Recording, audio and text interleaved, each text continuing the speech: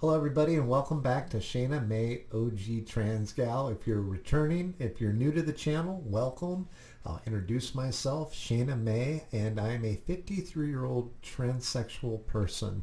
I used to call myself a transsexual woman, but I began to realize and finally have to accept that I'm still just a male trying to capture something brought on by a lifetime of struggle with gender identity disorder or gender dysphoria. And along the way of trying to figure all this out, because I never quite found the peace, I began to realize that I'm not really becoming a woman as much as I've desired it for much of my life. As a young child, I wanted to be a girl. And then as a teenager, I looked at other teenage girls and I was fascinated with them, attracted to them, found them beautiful, but something about me felt compelled to become one too. So I started looking at my life in the last few years, and I've often contemplated the struggles I went through in my childhood. Briefly, I was a very abused child up until the age of 7. I lived in 32 foster families, and I had unthinkable things done to me in the first 7 years of my life. Things that I would hope no child ever has to experience, not even 5% of what I went through. Part of the reason I'm doing this vlog is I'm attempting to put together my memoirs, but I'm also sorting out this whole life and transition as a transsexual. And did it ever get me to the place that I thought it would? The expectations that I had. And I started questioning this wanting to be a woman based on what? Really, based on what? And it dawned on me. I will never actually know if I've accomplished becoming a woman because I've only ever thought I've wanted to be a woman based on what I perceived women to be. So this has sort of turned into a vlog of discovery for me. But also I feel that it's important that people talk about the ups and the downs, the depression that comes with transition, the difficulties of it, the very nuanced lives of many different people who end up going this route. And then my incredibly difficult past and the traumas I went through. Did those traumas somehow contribute to this journey that I've been on? Did the health of my mother, the fact that she was a drug addict, and an active user through her entire pregnancy, or the fact that the twisted and demented people in her lives forced me to do drugs at the age of 5, and not just once. Did that affect me neurologically? Did it affect my development? Undoubtedly it did. It was called trauma that I was experiencing. And I've been trying to put the pieces together and make sense of it.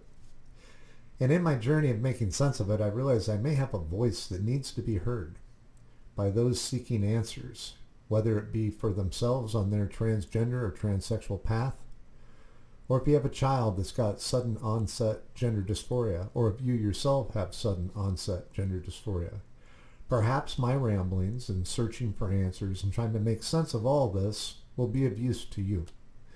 But it's also related to my childhood trauma, in realizing that as confusing as this is for me, very intelligent and gifted individual, and I still can't figure it out, and it still causes me confusion and frustration. And I think, how can a child possibly understand what it is they're getting themselves into, and what is it that the parents think that they're going to accomplish for their child by blocking their puberty?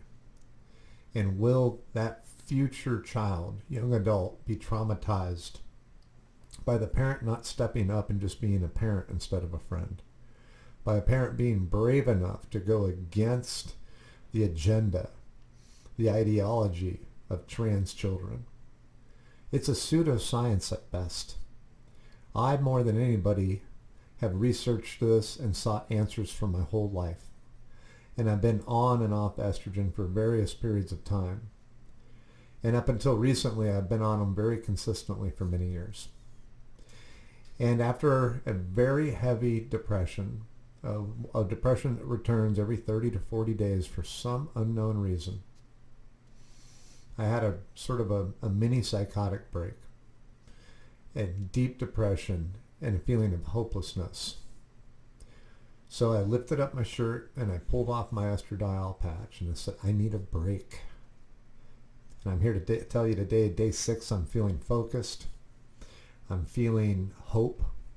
I'm feeling a sense of clarity return that I used to have when I lived my pure male life before I had this sort of partial development of feminizing effects, coursing through my veins and altering my body and having neurological effects on my mind.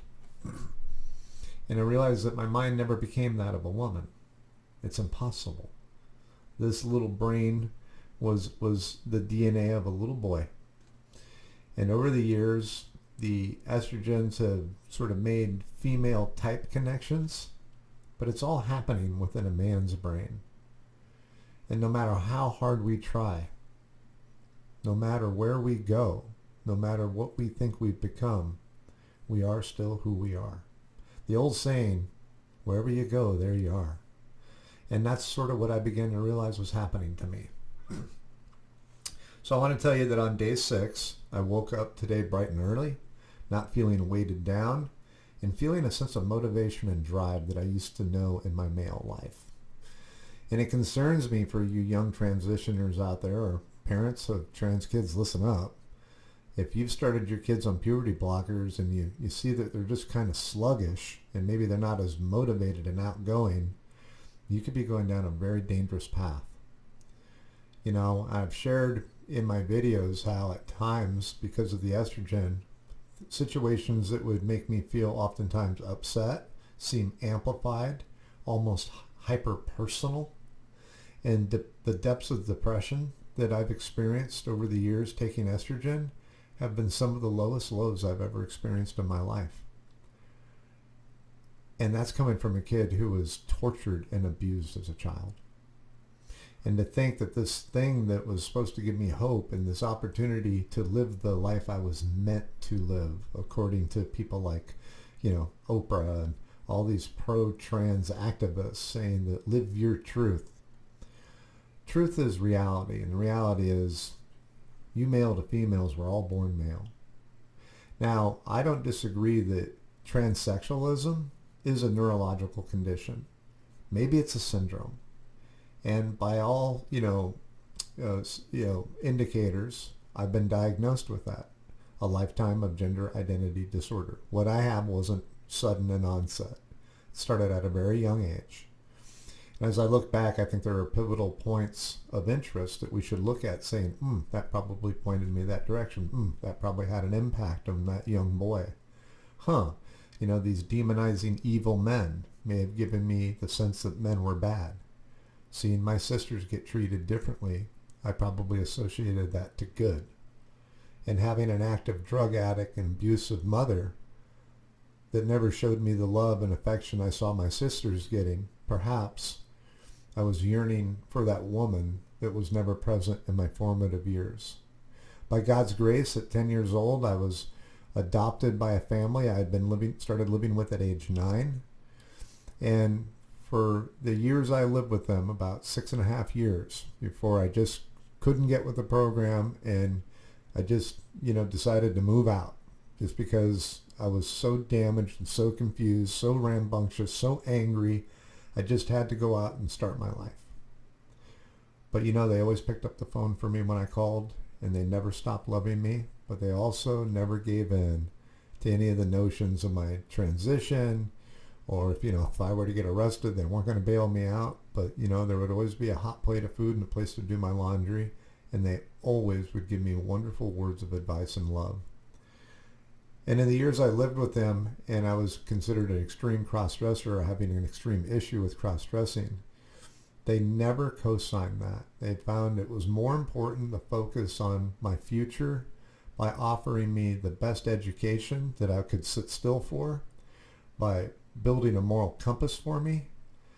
And in my state of confusion with my gender, they always reminded me that I was born a boy and God brought them a little boy to raise into adulthood, and that's what they did. And I'm so grateful that they never gave in to it, because the reality was when I became an adult, when I thought I had all the answers, when I thought I figured it out, when I got diagnosed after doctor after doctor after psychologist as having transsexualism, of having an intersex condition, along with being considered to have extreme gender dysphoria, I really came to believe that this was going to be the path that was going to bring me peace and happiness and let me get on with my life. But the part I fell for in the later years was that I was in the wrong body and I could actually become a woman. What I'm beginning to realize is this cross-hormone therapy was probably not necessary at all, but perhaps just living my life presenting as a woman, getting breast implants, things that were reversible is my point, if I ever changed my mind, or if I ever had doubts, or if those feelings ever diminished, if the intensity of them ever fell away. And it's hard to find that information on the internet, but it's out there. People say, oh, I lived as a woman for 12 years and I woke up one day and that feeling went away. I don't think that feeling's ever going to go away for me, but I've given great pause to the situation, which is what made me stop taking my estrogen 5 going on 6 days ago now. And I feel fantastic. I feel like I've got some control of my life. I feel that hormone haze that seemed to kind of allow me to see my past through like a foggy glass, yet not quite know where I am because I was in this haze of hormones, sort of hyper emotional, but having male past thoughts and instincts that I couldn't quite put to work in this new development in my mind and of my body. And I've become increasingly aware of how dangerous of a path and how confusing of a path this was, and how incredibly foolish it would be to pause a child's puberty, or for somebody just to go into this blindly because of all the media and now governments and schools teaching things like third gender is real and valid. People are valid. Transgenderism is a social construct. And within the push to drive this into our kids younger and younger, it's in grade school teachings now. Trans pride flags, trans kids, all this affirming, they call it transgender health and welfare. This has nothing to do with health. These kids are having a visual attraction to something that they believe they are. Why don't we see it anywhere else in nature? Where did it come from all of a sudden that once that little tiny group of transsexuals, probably less than 2% of the entire population, is now exploding? In some cities and states, it's between 3,000 and 5,000% uptick just during the pandemic alone. And why is it that it's gotten really popular with TikTok? It's exploded on TikTok. It started the growth over on Tumblr many years ago, but TikTok just sort of took it over. And isn't it interesting that a foreign country with a business that its partner is the Chinese Communist Party is driving a social media platform and algorithm that separates children from reality, while in their country they couple their children with math and science and taking pride and in building lives based on that, building the children up versus tearing down the children in America. And we're going to have a whole lot of little boys growing up to be young, confused men. God only knows what these boys will do to validate themselves as women because they've been told that they could be. Will they falsely question their sexuality? Will they give their bodies up for sexual experiences that they probably don't even want to have? Will they get depressed and take their lives? And a lot of people are probably going to start commenting, well, I've heard it's better to have a trans child, a transgender daughter, than a dead son. Listen, folks, I'd like to hear of a study that actually gets into one of these kids having those depressing suicidal feelings. Is it because they've come out as being transgender, or is it because they've gone on puberty blockers or started on estrogen and it's amplified that emotion beyond what they have the capacity to understand, because you have this foreign hormone level suddenly alive in their body. And here's the thing. If transgender is natural, then why take the hormones? Just change the clothes. Put on a padded bra, shave your legs, wear some makeup. And you get to adulthood and you decide that's still what you want, God bless you. You did the footwork. You withstood the test of time. Why are we pushing this on kids? Where's the sensibility of a parent gone? Why are parents so concerned about being friends or not being ostracized by their peers and other parents? Why are they afraid of being called non-loving parents for being their child's parent, not their friend? I think we really got to start looking at putting limitations on what kids can access on the internet. And I think there definitely should be laws and bills introduced to prohibit children from having access to social media sites that have algorithms that's designed to keep them engaged with what interests them. I think that those algorithms should engage the parent's interest for the child. And at that, there should be very limited amounts of time that these kids should be spending on the internet, especially on social media websites where you have no idea what they're communicating with their friends about, and you don't even know anymore if their childhood friends on the internet are really children at all, or if they're even in this country. Do we? So a lot of this channel is about my life, making connections from my childhood, my middle years and my 20s, looking at how my childhood may have affected some of my decision making, some of my obsessions as a young adult, how those obsessions, started asking the internet questions, how algorithms developed and started sending me more affirming sort of stories and connections that made me feel like I was a part of something bigger than it really was. And now, look what it's doing to society. We've got states like California basically, setting up to have the courts take in the children who are trans, where they've gone to school, told the school that their parents will reject them, and the courts and the schools are helping transition children without the parents knowing about it. And if a parent moves from another state for whatever reason, job, relationship, and in their state that they have the right to not transition their children, when they get to California, this is one of those transgender sanctuary states where the courts can intervene and allow that child to continue on with cross-hormone therapy, whether the parent likes it or not. California's government structure right now isn't doing a good job running its own state. You want them to raise your kids? You guys should check out Bill SB 107 by Anthony Weiner, a questionable individual at best. Why he still has a job is beyond me. I believe he's a senator, with his sordid past and perversions, and yet he's writing bills for trans kids. And they call it trans healthcare. What we need to get is mental health for these kids, especially if they're suicidal and they're not on hormones, because that problem needs to be fixed before you confuse them further or introduce new emotions that they're not prepared for by putting them on cross-hormone therapy. Because, guys, those drugs are powerful. Powerful. And, letting a kid cross-dress, go to school as a girl, crisscross days, or maybe you want to let your kid just, use a different name, use a different pronoun, wear a different wardrobe. When they get in towards the teenage years, let them go ahead and, 17, 18 years old, whatever the legal age is, and get them breast implants.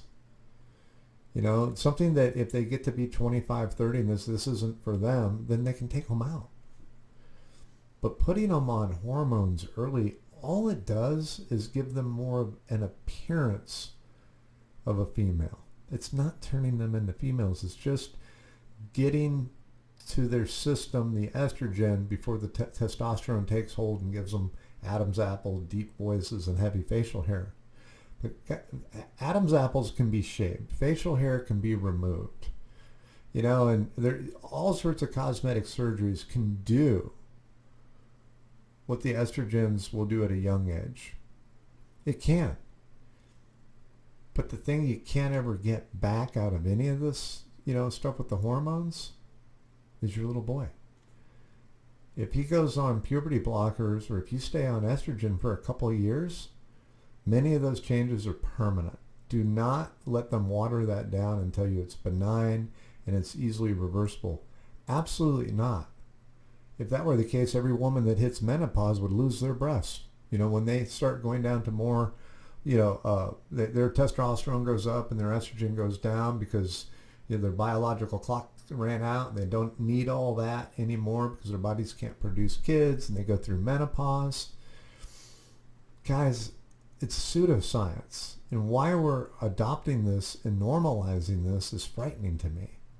So if my story and my ramblings and trying to sort all this out can help you, the individual with sudden onset gender dysphoria, or if you've got kids that, are hearing about this at school, it's being taught in the curriculum now.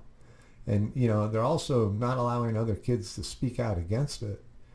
I got bullied and teased as a kid. Turns out in my adult years, that sort of fortified me, made me a stronger person because I had good parents behind me that would tell me life isn't fair. There's always going to be bullies out there trying to push you around. Stand up to them. Have faith in yourself. And even with all the good parenting I had, I still felt the need to transition when I got older, and I was able to.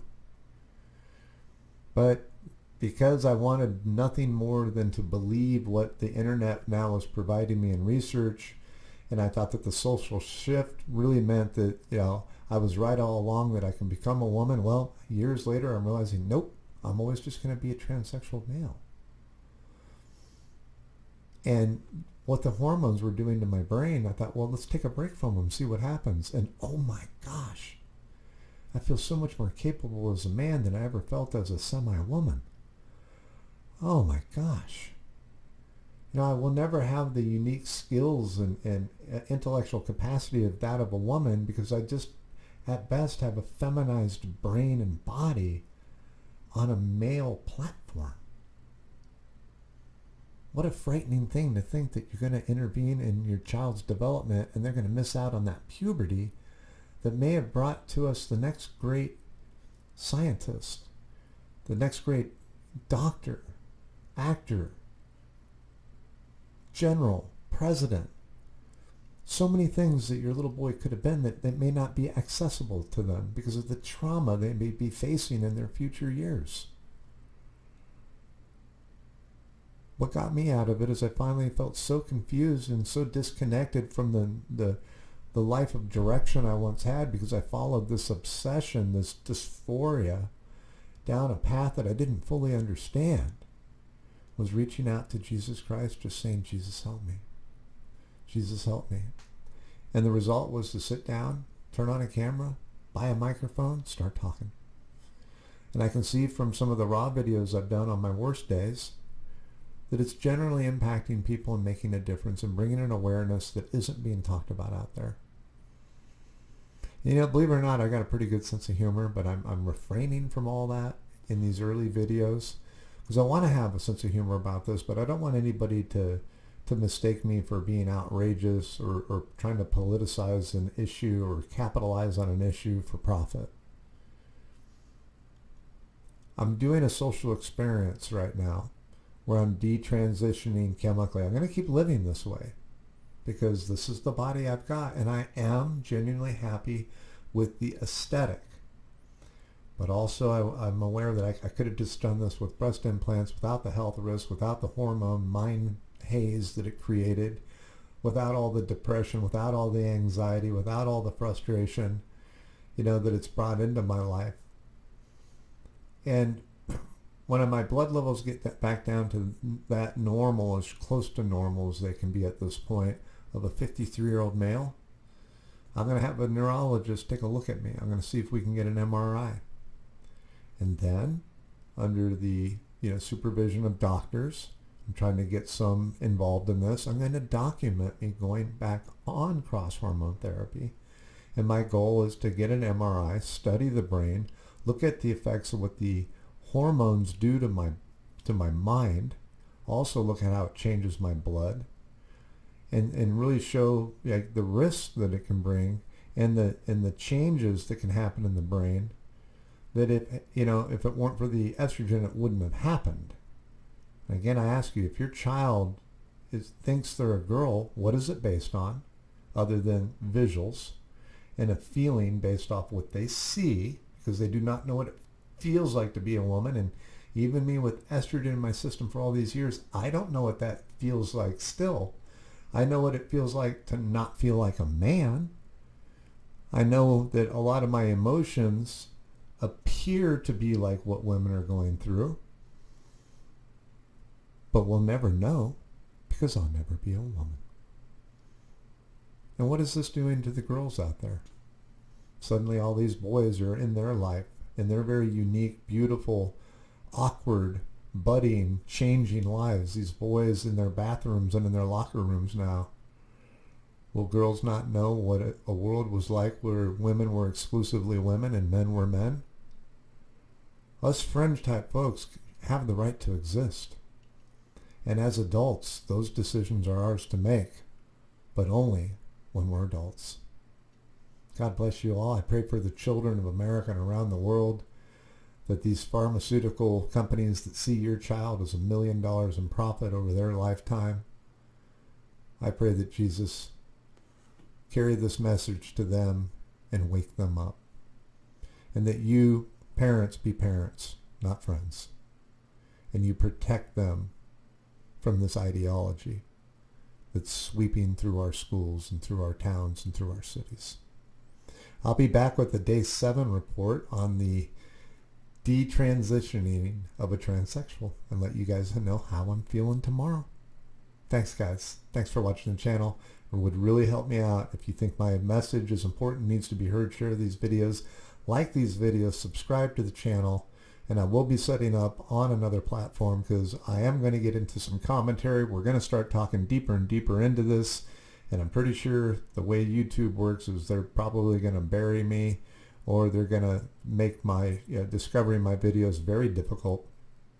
But until I get this format figured out, we're going to be trying this out here on YouTube. Thanks everybody for listening to me ramble on about my life and concerns. Talk to you soon.